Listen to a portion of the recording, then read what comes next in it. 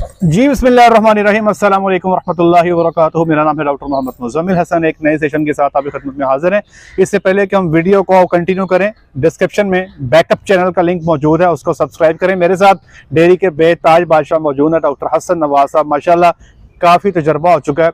मैंने आज तक कॉर्पोरेट डेयरीज में काम नहीं किया, लेकिन डॉक्टर साहब ना जी कॉर्पोरेट डेयरीज के अंदर भी काम कर चुके हैं। इनका तजर्बा कॉर्पोरेट डेयरीज के हवाले से भी है, कमर्शियल सेक्टर को भी बहुत अच्छे से जानते हैं। प्रोग्रेसिव फार्मर्स के साथ भी इन्होंने बहुत अच्छा काम किया है। मेरे पास मौजूद थे, हम बात कर रहे थे डॉक्टर्स की सैलरीज पे। तो मैंने डॉक्टर साहब से कहा, मैंने कहा डॉक्टर साहब हम काम करना चाहते हैं, हमारे पास बच्चे आते हैं, हम एक फिजा बना रहे हैं। फिजा ये बना रहे हैं डॉक्टर साहब कि मुझे कोई बंदा अप्रोच करता है ना, कोई फार्मर, मैं उसे कहता हूं कि भाई फ्रेश डॉक्टर की सैलरी कम से कम एक वीओ के बराबर होनी चाहिए, जो इस वक्त तकरीबन 50 से 60 हज़ार के बीच में है। अच्छा, अब जो फार्मर को हम ये बात के कायल करते हैं कि जी वो तैयार होता है, उसका माइंड बनता है कि 50 से 60 हज़ार के बीच में वो अपना ज़हन बना लेता है कि एक बच्चा हम हायर करेंगे। अब वो ऐड देता है व्हाट्सएप पे या फेसबुक पेज पे, या मुझे कहता है 10-15 सीवी चली जाती हैं। जब वो इंटरव्यू करता है तो कई सारे बच्चे बीच में खुद मुंह से कह देते हैं कि हमारी सैलरी एक्सपेक्टेशन 25 हज़ार है। अब वहां पे हम कैसे इंप्रूव कर सकते हैं सैलरी को? यहाँ पे बताइएगा कि किधर कमी है, कहाँ पे मसला है। सर सबसे पहले तो मेन प्रॉब्लम जिस बंदे की इन्वेस्टमेंट है ना, और जिसने इन्वेस्टमेंट करके एक बंदा 25 हज़ार पे रखना है, ठीक है, तो वो उस बंदे की क्रेडिबिलिटी का खुद ही हिसाब लगा ले कि वो 25 हज़ार पे अगर आ रहा है आपके पास, यहाँ तो उसकी मजबूरी होगी जी, ठीक है, यहाँ कोर्स मजबूरी है। हाँ, तो वो और क्योंकि वो 5 साल की डीवीएम की डिग्री, 2 साल उसने एफएससी में और बाकी ग्रेजुएशन की है, वो टाइम स्पेंड करने के बाद आपके पास आ रहा है कि वो मजबूरी में आ रहा है। जो बंदा मजबूरी में काम करता है वो खौफ में काम करता है। हाँ। तो जो बंदा खौफ में काम करेगा वो आपको डिलीवर नहीं करेगा, आपको उसको कॉन्फिडेंस देना पड़ेगा। प्रॉब्लम डॉक्टर्स का 25 हज़ार पे आने का नहीं है, प्रॉब्लम एक साइकिल बनी हुई है। वो ऑनर साइड पे भी है, वो हमारी वेटनेरियन साइड पे भी है। आप किसी फार्म के फार्म इंचार्ज बन जाएं, सीनियर वेट बन जाएं, आपकी भी कोशिश होगी कि 25 हज़ार पे रखें आप, ठीक है। ऐसे ही है, ये बिल्कुल की बात ठीक है। अगर एक किसी फार्म पे कोई मैनेजर मौजूद है, हमारी बातें थोड़ी सख्त होंगी, माइंड ना कीजिएगा। अब मैनेजर की कोशिश होती है कि पूरे फार्म की इकोनॉमिक्स को वर्कआउट करे, तो उसकी कोशिश होगी कि वो टेक्निकल असिस्टेंस में अपने नीचे जितने बंदे भी रखे, मिनिमम पॉसिबल सैलरी पे रखे। यही कहना चाह रहे हैं आप? जी, क्योंकि जो मैंने तो बड़े फॉर्म का एक्सपीरियंस आपको बताना है कि बड़े फॉर्म्स पे जो भी डिसीजंस लिए जाते हैं ना जी, जो भी आपको कहा जाता है वो आपके मैनेजर ने ही मैनेज करना होता है सारा। जी जी। और ये कंसेप्ट बना हुआ है कि 2003 में अगर आप, ये 2000 में आपने जॉब स्टार्ट की थी और आप उस वक्त ले रहे थे लमसम, जितनी भी आपकी एक्सपेक्टेशंस होंगी मैं अगला बंदा भी उतने भी रखूँ, ये माइंडसेट बन चुका है, ठीक है। हालांकि देखा जाए डॉक्टर साहब आज के दौर में, अब फार्म पे जो मिल्क सुपरवाइजर है डॉक्टर साहब, मिनिमम 25 हज़ार पे जो पार्लर को सुपरवाइज करता है ना, तो इतनी सैलरी हमारा वो ले रहा है। वो इसलिए ले रहा है सर, उसमें कंसिस्टेंसी है जी, ठीक है। और आजकल जो अब आपको ये भी मैं आपको बता दूं, आप भी यूनिवर्सिटी में पढ़ाते हैं, जो वेटनेरियन जितने भी आ रहे हैं वो यूआस के हैं, वो यूएफ के हैं, वो किसी भी यूनिवर्सिटी के हैं, ठीक है। टीचिंग के अलावा एक मैनेजमेंटल कोर्स होना चाहिए उनको ट्रेनिंग देनी चाहिए, क्योंकि माहौल बदलता है हमेशा, इंडस्ट्री के मुताबिक उनको एडॉप्टेशन बतानी होनी चाहिए, ठीक है, ठीक है। शुरू में आपके पास एक्सपीरियंस नहीं होता, आप उस चीज़ का शिकार हो जाते हो, लेकिन जब आपके पास एक्सपीरियंस होता है तो कुछ हजरात जो उनसे हैं वो साल बाद स्किप कर जाते हैं, कुछ 2 साल बाद स्किप कर जाते हैं, कुछ ऑनर्स उनको तंग करना शुरू कर देते हैं कि जब उनका इंक्रीमेंट लगना होता है, लेकिन उनको ये नहीं पता कि साल की इन्वेस्टमेंट ऑनर्स की उन बंदों पे हो चुकी है, उनको ट्रेन कर दिया, अपने जानवरों पे कर दिया, वो बेशक हिट एंड ट्रायल मेथड है, वो बेशक एक्सपेरिमेंटेशंस हैं, वो जो भी किया, लेकिन आप उनको ट्रेन कर चुके हैं, ठीक है। अब आपको चाहिए कि अब आपको एंजॉय करने का टाइम शुरू हुआ है, तो अब वो जो जनाब आपके फार्म को छोड़ के जा रहे हैं, वो फार्म को छोड़ के जा रहे हैं, उनको छोड़ने के नहीं जाना चाहिए जी। क्योंकि एक अभी मैं आपको कुछ इंटर्नीज थे मेरे पास मिनहा में जी, जब मैं कॉर्पोरेट डेयरी फार्म का हिस्सा था, उनको गाइडेंस दी थी, बच्चे कंसिस्टेंसी मैटर करती है जी जी। जिनका 3 साल का 4 साल का एक्सपीरियंस था वो पाकिस्तान में नहीं है इस वक्त। अच्छा दोस्तों, एक बात मुझे बताइएगा, इससे पहले कि हम अपनी बात को आगे कंटिन्यू करें, आपके ख्याल में एक फ्रेश वेटनेरियन 1 साल तजर्बे के साथ, 2 साल और 3 साल तजर्बे के साथ, आपके ख्याल में अगर हम न्यूट्रल रह के बात करें, ना हम डॉक्टर की साइड लें ना हम फार्मर की साइड लें, क्या पैकेज होना चाहिए?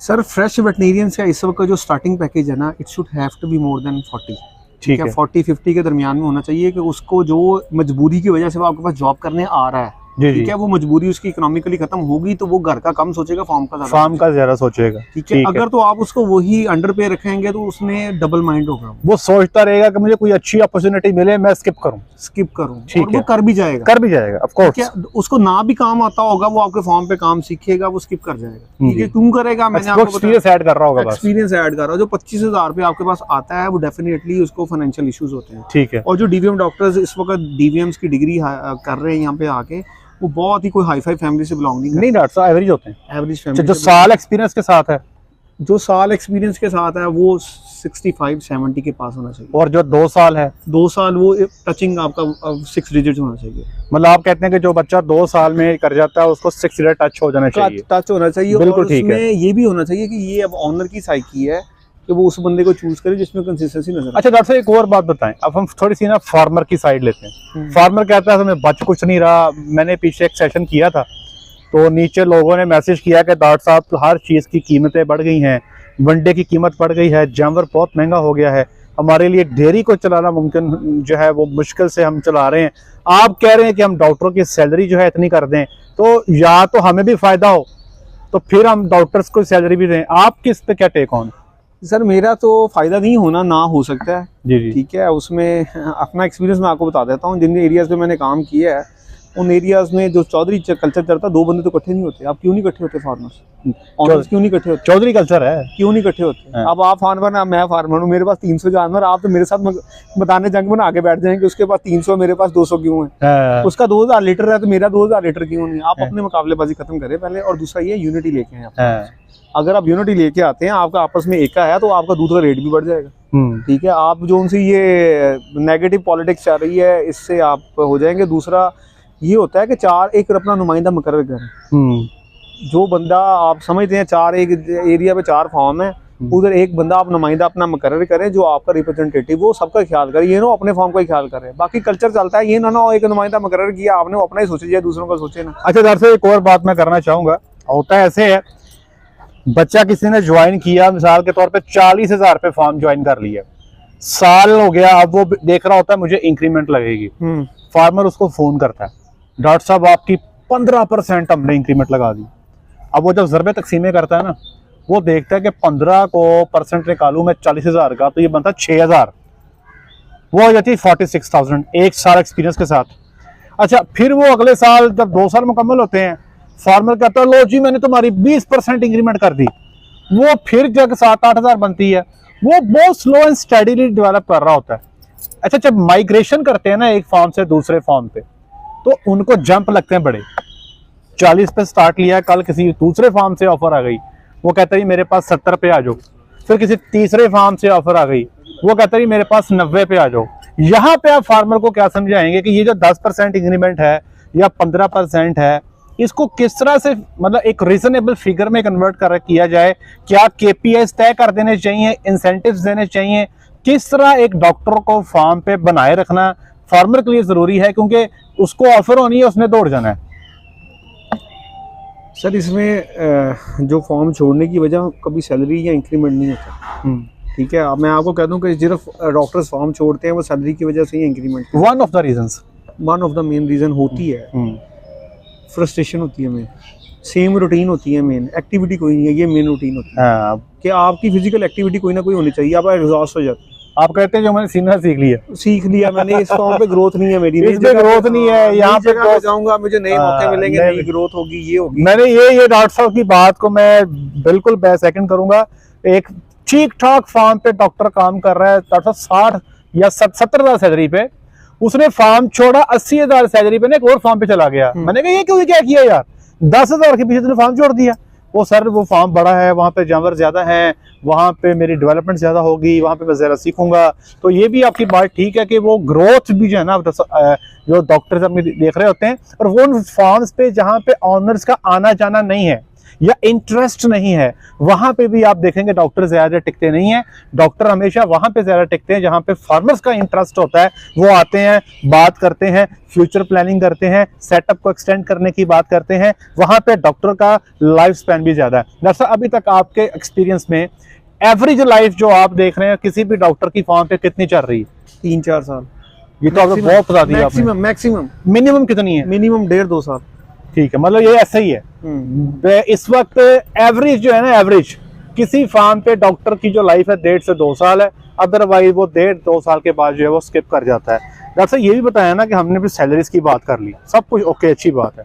आपको क्या लगता है कि एक डॉक्टर जो फ्रेश वेटनेरियन है, पाकिस्तान के किसी भी इदारे से वेटनरी साइंसेज की डिग्री करके वो जा रहा है, क्या उसमें इतनी कैपेबिलिटी या इतनी अहलियत है कि वो एक बंदे का 50 गायों का सेटअप संभाल सके? जो उसने 10 लाख की गाय परचेज की है, को 10 करोड़ की इन्वेस्टमेंट की है, क्या वो इस अहल है कि वो उस 10 करोड़ की इन्वेस्टमेंट को संभाल सके? सर वो किधर का है, किस यूनिवर्सिटी का है? पूरे पाकिस्तान में किसी यूनिवर्सिटी को ले लें, यूनिवर्सिटी का है तो उसको डेफिनेटली उसकी यूनिवर्सिटी में कोई ना कोई डॉक्टर मुजम्मिल जैसे बंदे मिलते होंगे। अच्छा, जो डेयरी कंसल्टेंट है, ठीक है। अगर तो डॉक्टर मुजम्मिल साहब के साथ फोन पे टेलीफोनिक राब्ते में होगा और उसके बाद टीवीएम की डिग्री भी ना हो, तो वो फॉर्म मैनेज करता है। It's a very political statement. वो फॉर्म मैनेज करता है। It's not a political statement, reality है। आप अपने सीनियर से हेल्प आउट ले सकते हैं। हाँ, ये बात ठीक आप है। सीनियर से पूछें, वो आपको डॉक्टर साहब आपके जितने स्टूडेंट्स भी हैं तो आपसे राब्ते में तो होंगे? सर होते हैं, बिल्कुल ठीक है ना। हाँ। तो ऐसे मेरा ख्याल है, मैं आपको यकीन से बताता हूँ, हमारे पास जितने बच्चे भी आते हैं ना, जब वो इंडिपेंडेंट सेटअप्स में जाते हैं ना, हार्डली हमें 3 या 4 महीने वो टच करते हैं बस। उसके बाद वो कैपेबल हो जाते हैं, इंडिपेंडेंट हो जाते हैं। और मैं जितने भी फ्रेश वेटनेरियंस हैं उन सबसे रिक्वेस्ट करूंगा, बल्कि फार्मर से भी रिक्वेस्ट करूंगा, अगर आप समझते हैं कि आपके पास, जैसे डॉक्टर साहब बता रहे हैं कि 2 साल का तजर्बा है और 1 लाख रुपया तनख्वाह है, इतने पैसे नहीं है, तो आप एक डॉक्टर रखें फ्रेश, सैलरी दें 50,000, वक्ती तौर पे अपने डॉक्टर को ट्रेन करने के लिए 1 साल के लिए किसी कंसल्टेंट को हायर कर लें, डॉक्टर साहब को कर लें, मुझे कर लें, या किसी को कर लें। वो अब डॉक्टर साहब हंसना है ना, मैं बता रहा हूँ, किसी को करने, मुझे ना करें भाई, मुझे ना करें ना, हम ठीक है। किसी को हायर कर लें। टारगेट क्या होगा कि आपका कंसल्टेंट जो है वो आपके डॉक्टर को वो ट्रेन करेगा, ताकि जो मेजर गलतियां हैं जो उसने करनी है, जब वो सीखना चाहता है, वो उस 1 साल के अरसे में अपने आप को इक्विप कर ले। उसके बाद बेशक आप पूरे का पूरा सेटअप इंडिपेंडेंट उस बंदे के साथ पे छोड़ दें। मैं क्या करता हूँ, मेरी सुन लें, मेरे पास 8 सेटअप है, हर सेटअप में एक टीम मौजूद है। टीम के नीचे एक छोटा डॉक्टर दिया हुआ है जिसको हम असिस्टेंट डॉक्टर कहते हैं। अब जो बड़ा डॉक्टर है जो मेन फार्म को चला रहा है वो चल रहा है 80,000, 90,000, 1 लाख। उसके नीचे जो डॉक्टर काम कर रहे हैं वो चल रहे हैं 50,000 पे। अब टारगेट क्या दिया हुआ है, हमने खुद बताया, खुद कहा डॉक्टर को कि 1 साल के बाद I will throw you out of this farm, हम तुझे फार्म से बाहर निकाल देंगे। 1 साल है, सीख लो, मुकम्मल तौर पे ट्रेनिंग कर लो। उसके बाद क्या होगा, तेरी जगह पे बंदा और आएगा और आप एक इंडिपेंडेंट सेटअप में हम ही आपको भेजेंगे, आप उसको जाओ इंडिपेंडेंट चलाओ, ताकि वो भी ग्रो करे। क्योंकि बोर्ड के दरख्त के नीचे छोटे जो पत्ते होते हैं ना, छोटे जड़ी बूटियां, छोटे दरख्त जो हैं वो छोटे रह जाते हैं। एक डॉक्टर जो ऑलरेडी 80-90 हज़ार लाख तनख्वाह ले रहा है, उसके नीचे जो 50 सैलरी पे है वो ग्रो नहीं करेगा। हाँ, जब वो काम सीख जाएगा, इंडिपेंडेंट सेटअप में जाए, वहां पे फिर वो इंशाल्लाह ग्रो भी करेगा। तो हमारी स्कीम ऑफ जो वर्क है कुछ इस तरह से है। तो आप कैसे काम करते हैं? सर आपकी बात को एंडोर्स करता हूँ मैं। उसको एंडोर्स इस तरह ही करूँगा कि कॉन्फिडेंस चाहिए होता है। थ्योरेटिकल नॉलेज जो यंग वेट्स हैं उनके पास काफ़ी होता है, ठीक है। कॉन्फिडेंस आता है काम करते देख के, आप कर सकते हैं। जो डीवीएम डॉक्टर्स हैं जो यहाँ से पढ़ के जाते हैं, 5 साल की जिनके पास डिग्री होती है, वो इतने केपेबल होते हैं कि वो ना एक फॉर्म इंडिपेंडेंटली चला सकते हैं, लेकिन कॉन्फिडेंस चाहिए होते हैं वो, ठीक है। एक आधा केस होता है जिसमें आपको सीनियर कंसल्टेंट जो होता है ना, उसकी जरूरत महसूस होती है। सारे केस ऐसे नहीं होते। एक आधा मंथ ऐसा होगा जब आउटब्रेक आ जाती है, वो सीनियर कंसल्टेंट जो उनसे होगा वो आपको प्रोटोकॉल ऐसे बना देगा जिसकी वजह से, या ब्रीडिंग पॉलिसीज जब बनानी है बना देगा, या आपको वो बता देगा कि आपने कैसे राशन फॉर्मुलेशन में हेल्प आउट कर देगा, वो आपने ऐसे इसको कंटिन्यू करना है। एक काफ का आपका पूरा जो है ना, वो क्या कहते हैं, पीरियड आपका निकलवा देगा, पूरा काफ फ्रॉम 0 डे टू 1 ईयर आपके हाथ से वो गो थ्रू करवा देगा। एग्जैक्टली वो फिर जब कॉन्फिडेंस, वो जो डॉक्टर्स को मैं मोटिवेट करना चाहता हूँ, जिन एनिमल्स की आपने इंसेमिनेशन की है, ठीक है, उन्हीं मिसाल के तौर पे मैं एक फॉर्म पे काम कर रहा हूँ, मेरी हीफर्स की जो है काविंग मेरे सामने हुई है, उसी हीफर को ग्रो किया है मैंने, उसी हीफर को मैंने इंसेमिनेट किया है, और उसी हीफर ने तकरीबन 24 माह या 26 माह पे जब बच्चा देना है, तो वो मेरा कॉन्फिडेंस है। उस बच्चे को जब मैं देखूंगा वो मेरे लिए कॉन्फिडेंस बिल्डअप करेगा। लेकिन डॉक्टर अगर आप 2 साल से पहले छोड़ जाते हैं तो वो आपको कॉन्फिडेंस नहीं मिलेगा। एक की नस्ल बनाई, दूसरा पाल रहा होता है। डॉक्टर साहब एट द एंड आखिरी सवाल ये है, ये थोड़ा सा डिफिकल्ट सवाल है जी, प्लीज। सवाल ये है डॉक्टर साहब कि अगर आप पाकिस्तान में जो वेटनरी प्रोफेशनल्स प्रोड्यूस कर रहे हैं, जितनी यूनिवर्सिटीज़ भी है, अगर मैं कुछ टॉप 3 पूछूं तो आप कैसे ग्रेड करते हैं? क्योंकि आपका पूरा फील्ड में आना जाना है, आप डिफरेंट फार्म्स पे जाते हैं, आपके सामने डिफरेंट फार्म्स पे आपके डॉक्टर से मुलाकात होती है, डिफरेंट यूनिवर्सिटीज़ के बच्चे परफॉर्म कर रहे हैं। आपको क्या लगता है इस वक्त एकेडेमिया इंडस्ट्री का गैप कौन सी टॉप 3 यूनिवर्सिटीज़ है जिनका बहुत थोड़ा है?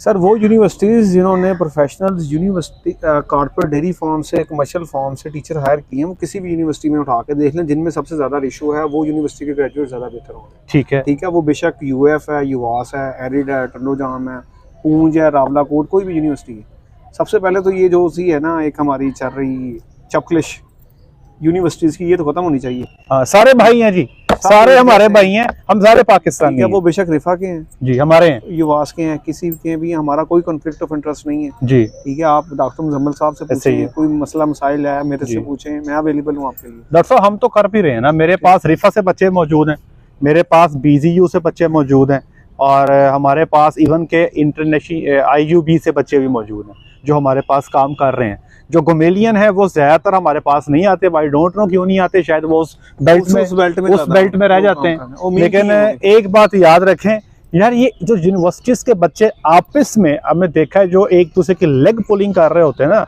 कि हम UAF से हैं तो US की लेग पुलिंग स्टार्ट है, US की UAF की लेग पुलिंग स्टार्ट है, ये BZU वाले की UAF से नहीं बन रही। सर ये ख़त्म होनी चाहिए। हम सारे भाई हैं, मुसलमान हैं, और हम पाकिस्तानी हैं, पाकिस्तान के इदारे से पढ़े हुए हैं। हमारा एक ही मोटो होना चाहिए कि हम जिस जगह पे काम कर रहे हैं, उस जगह पे जिस फार्मर के साथ भी हम काम कर रहे हैं, उसको बिल्डअप करने में हमारा क्या रोल है और हम कैसे उसको बिल्डअप कर सकते हैं। Sir at the and 2023 dairy में कैसा देख रहे हैं? कोई बेहतरी नज़र आएगी या फार्मर ने रोना है?